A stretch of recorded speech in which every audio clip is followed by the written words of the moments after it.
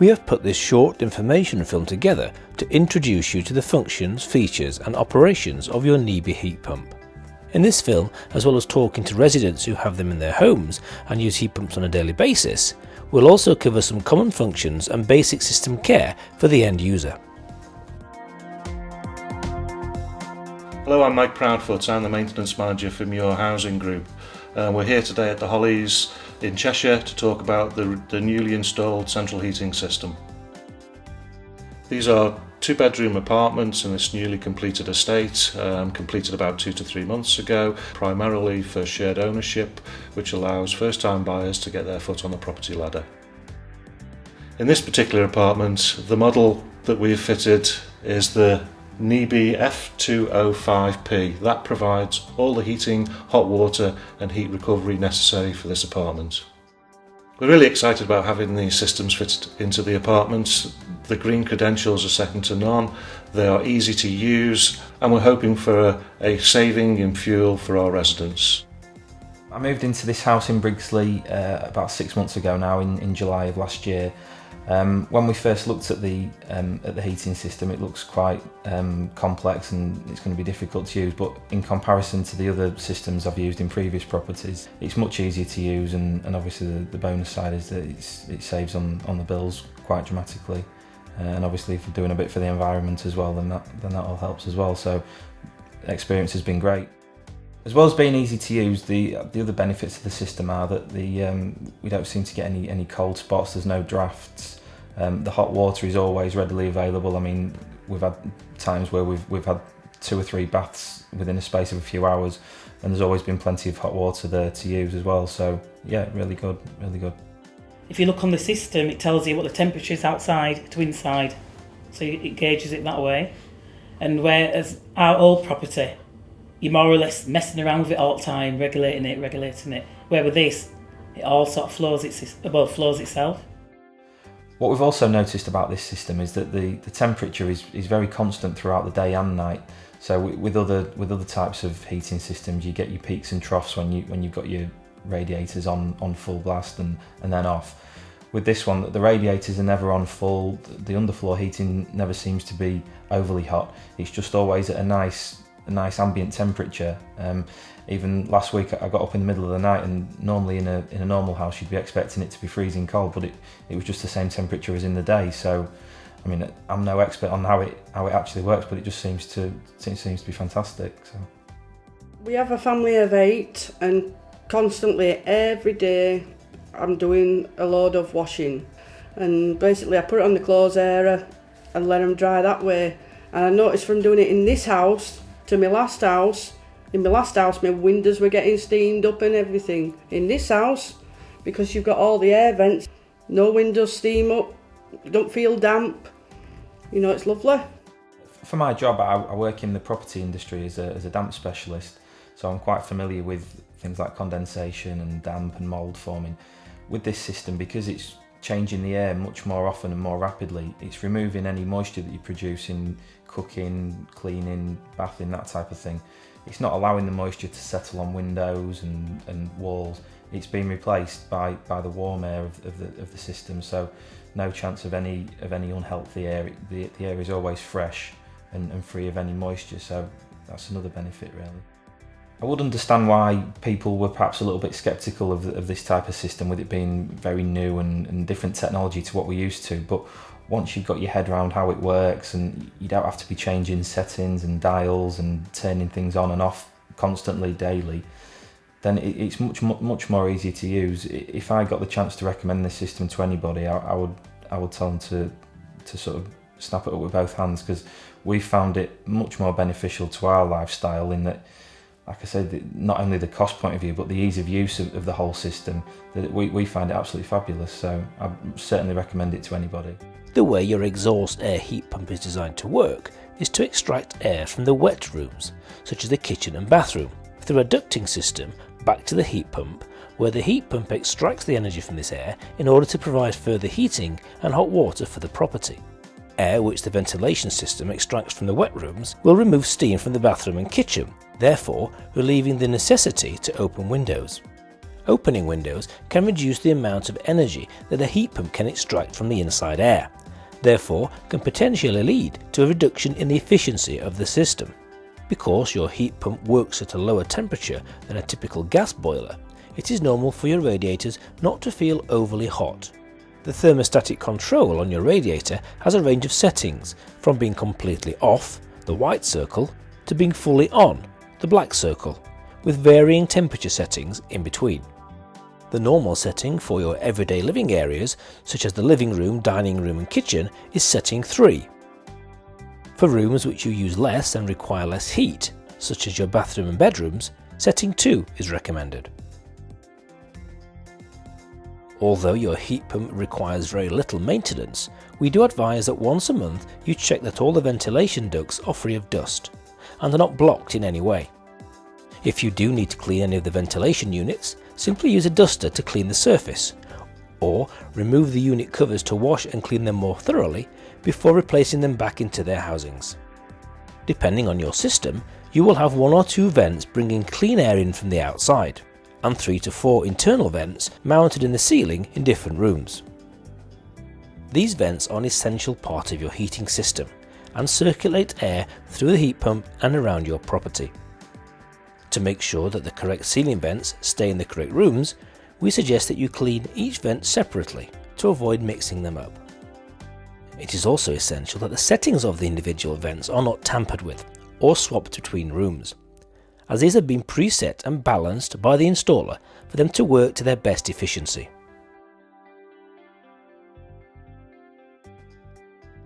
We'll now look at the controls of the F370 and show you just how easy the unit is to use and look after. On the front panel of the heat pump, you can see a small window display, where in this example you can see at a quick glance the indoor and outdoor temperatures, the temperature of the water in the cylinder, and the clock. There is also an indicator light below the display window, which should be green in colour. Green means that the heat pump is operating normally. Upon opening the stainless steel door, you will see the full display screen. The display is segmented into 4 portions. The first segment shows the indoor and outdoor temperature. The second segment shows the hot water temperature. The third segment shows the info icon, and the fourth segment shows an illustration of the heat pump. Below the green light is an OK button, which is used as an enter button, and an arrow button, which is used to return to the previous screen or go back when within a specific menu. The jog wheel allows you to select an option from the screen. The main switch has 3 positions: the on position, the off position, and rescue mode. On all of the menu screens, you will see a little question mark icon to the bottom right. If you select this, a small help guide will appear for the particular menu which you're in at the time. To return out of any menu, press the back arrow button on the control panel. The time and date menu allows you to alter these settings. Here you can also choose to have a 24-hour or a 12-hour clock, and there are different choices for date layouts. In the language menu, you can set the heat pump to display a language other than the default English setting. Simply scroll through the different languages until you reach the one you require, and press the OK button.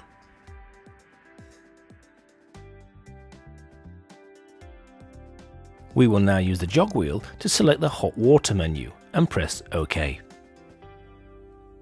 Then use the jog wheel to select the comfort mode option and press OK. Here, in this menu, you have 3 choices: economy, normal, and luxury. The economy setting and the normal setting run very similarly, except that the normal setting has a slightly hotter temperature. Normal is the factory setting. The luxury mode allows for a temporary hot water boost, but will rely slightly on the heat pump's immersion heater for this extra heat. This unit also allows you to set the luxury mode on a timer for a temporary hot water boost. To do this, select the Temporary Lux setting and press OK. Then select the period of time which you would like the extra hot water boost to operate for using the jog wheel and the OK button. Here we have selected a 6-hour period. After 6 hours, the hot water setting will return to normal. To cancel the hot water boost, simply select Off from the menu. Press the back button to exit the hot water menu. As the heat pump is designed to run constantly and never turned off completely, there is a feature which allows the unit to be turned down to save energy, for example when you're in bed or out at work. This is called setting back the unit and is done automatically through a timed schedule. To set a timed schedule, you need to open the front panel and enter the Indoor Climate menu by pressing the OK button. Then turn the jog wheel to select the Scheduling option and press OK. Please note that the scheduling only applies to the heating and not the ventilation, which is only used by the installer to initially set up the system. Select Heating by pressing the OK button. You will see that there are 3 different schedule modes. You may decide to use one for nighttime, one for daytime, and one for evening. In this example, we will set a schedule that will turn the heat pump down during the night and start it up again in the morning. Firstly, use the jog wheel to select All and press OK. This will set the same time period for every day of the week. Then rotate the jog wheel to select the desired start time. Here we will select 2300 hours or 11 PM at night, and then press the OK button. Next, use the jog wheel to select the stop time.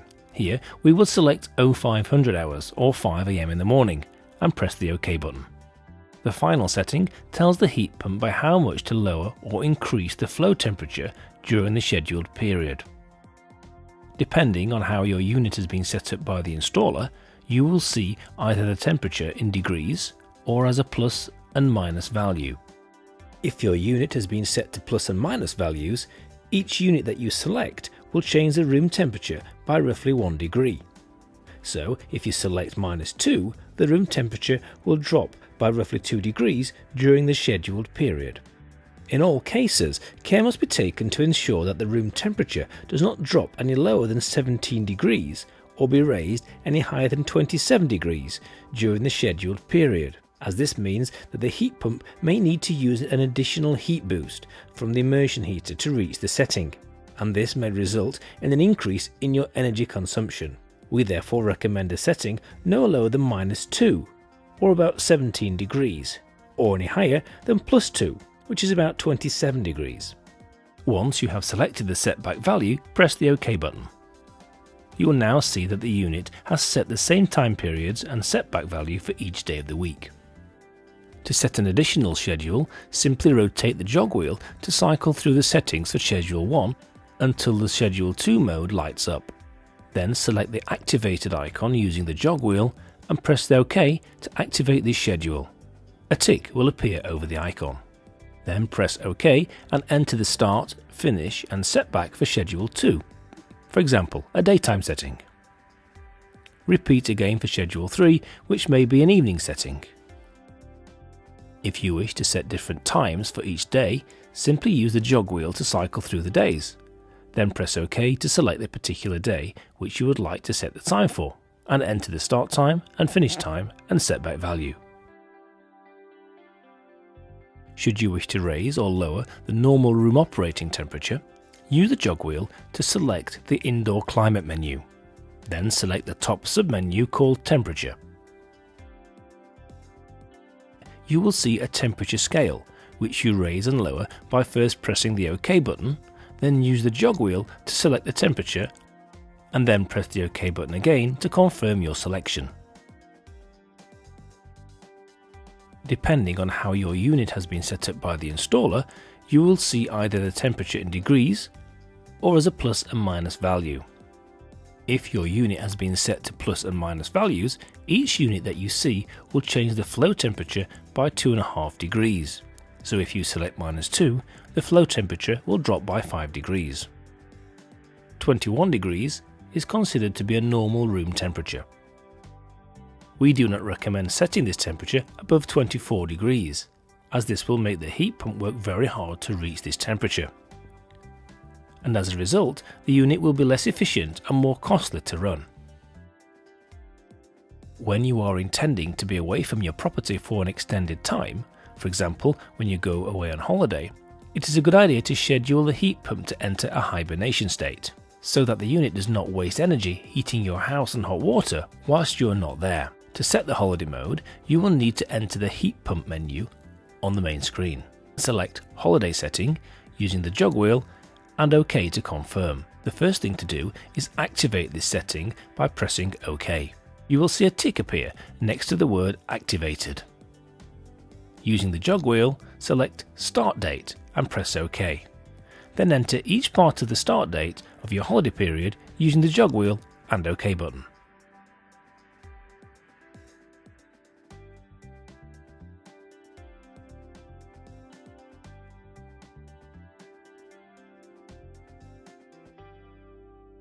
Then use the jog wheel to move down to the stop date and press OK.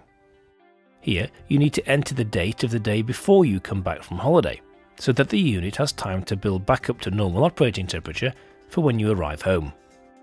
We'll now set the hibernation settings for your holiday period. Use the jog wheel to select Desired Room Temperature and press OK to enter this setting. Then use the jog wheel to lower the temperature to 18 degrees and press OK. If your unit has been set to plus and minus values rather than degrees, you will need to enter a value of -2. Next, select Hot Water Comfort and set the value to Economy. Finally, select Ventilation and set the value to Normal. The holiday setting is now activated.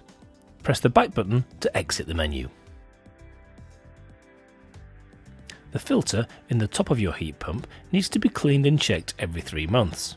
The heat pump will display a notification saying Filter Alarm. This is not an alarm as such, but is merely notifying you that the filter needs cleaning. The filter on the F370 is located behind the top service panel. The white filter membrane can easily be cleaned by simply vacuuming the filter membrane with any conventional domestic vacuum cleaner. To clear down the filter alarm icon once you have cleaned and checked the filters, switch the heat pump off for approximately 10 seconds, and then switch it back on again. The heat pump will then automatically restart. Running down the left hand side of the heat pump, you will see a copper pipe with a black rubber device somewhere in the middle. You should not see water flowing through this rubber device, but in the event that you do, you will need to contact your maintenance engineer or housing association and notify them of this, as this could mean that you have too much pressure in your system. If your heat pump ever encounters a problem, the green indicator light below the display will change to red.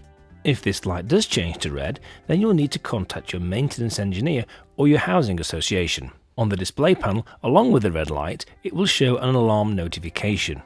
You can open this notification to see what type of problem has occurred within the heat pump. In the event that you do have to contact your maintenance engineer or housing association, you will need to quote your heat pump serial number, so it's worth noting this down before you ring. Your serial number is located at the bottom of the heat pump on a sticker that contains a 14-digit number and starts with the letters SN.